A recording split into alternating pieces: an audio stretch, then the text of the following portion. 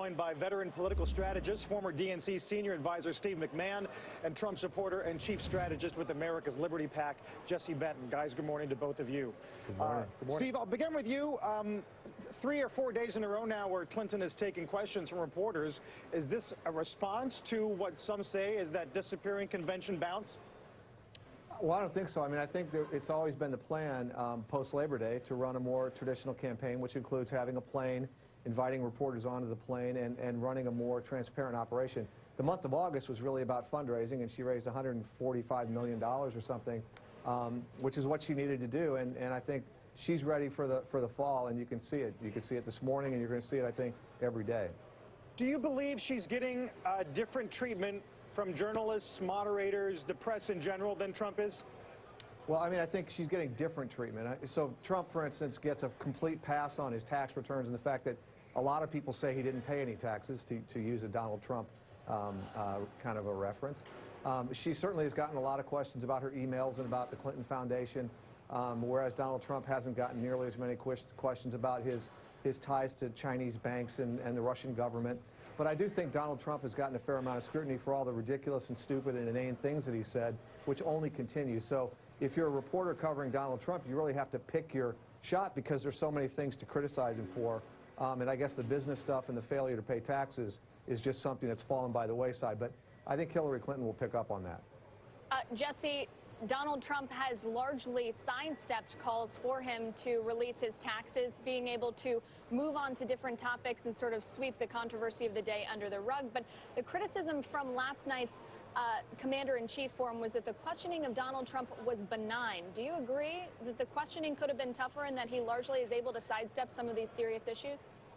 Well, I don't think so at all. I thought Matt Lauer was very, very tough on both candidates.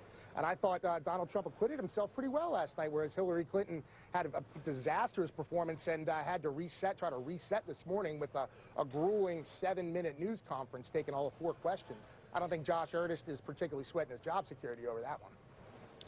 Jesse, I'm wondering, with this Gary Johnson gaffe that we've seen this morning, given that this campaign right now looks to be a game of inches, at least according to the national polls, do you think that the Aleppo slip-up benefits one candidate more than the other? Because the line had been that Gary Johnson, the Libertarian ticket, was pretty much split evenly between taking voters potentially away from Clinton and from Trump.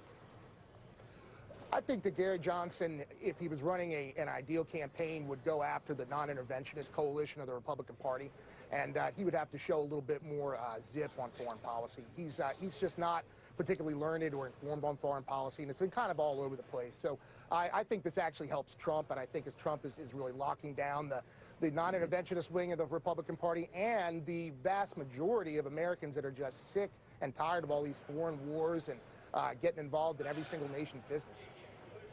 Steve, do you agree with that? Well, I mean, I think Donald Trump probably was thanking God this morning that he didn't get the Aleppo question, because I'm not sure he could have handled it any better than Gary Johnson did. I actually think, you know, it was unfortunate for Gary Johnson because it's going to probably end up keeping him out of the debates. There was a conversation about whether or not he should be in the debates, and I think now he's answered that himself. And I think as for Donald Trump's performance last night, you know, he actually embarrassed himself as well.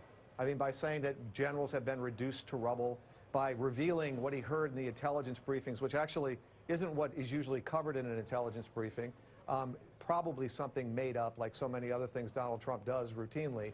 But I think, you know, as you look at these candidates and you ask these kinds of questions and you think about the serious consequences and the serious issues that the next president is going to have to face around the world, you've got to look at Gary Johnson and say, okay, well, he's disqualified himself, and look at Donald Trump and say, really, Donald, really? And ask yourself, are we going to do this? Are we really going to think about doing this? Finally, Jesse, I don't need to tell you the lead of Drudge suggests that perhaps Hillary Clinton was wearing an earpiece in the forum last night. Does the Trump campaign believe that? Well, I don't know what the Trump campaign believes or doesn't, but I don't buy any of these conspiracy theories, and I don't think it's really relevant. At the end of the day, Hillary Clinton is all she can try to sell is Donald Trump is bad. She's part of the old, failed regime that Americans are sick and tired of, and Donald Trump is selling new, ideas that are going to try to move us forward and try to get our country back on track. Donald Trump is selling a positive vision. Hillary Clinton's, all she can do is try to attack Donald Trump. And I think that's why Donald Trump is surging in the polls and has probably clipped her, and I think is really looking very, very strong in November. And by the way, for all you conspiracy theorists out there, I'm actually wearing an earpiece myself. You are wearing an earpiece. And so is everybody who's on this show right now. So it's really about hearing what's going on with a remote location or a questioner in the audience. So it's not a big deal. I'm not. Don't give away all our secrets, Steve. Good to see both of you guys, Jesse Benton and Steve McMahon. Thanks so much. Thank you.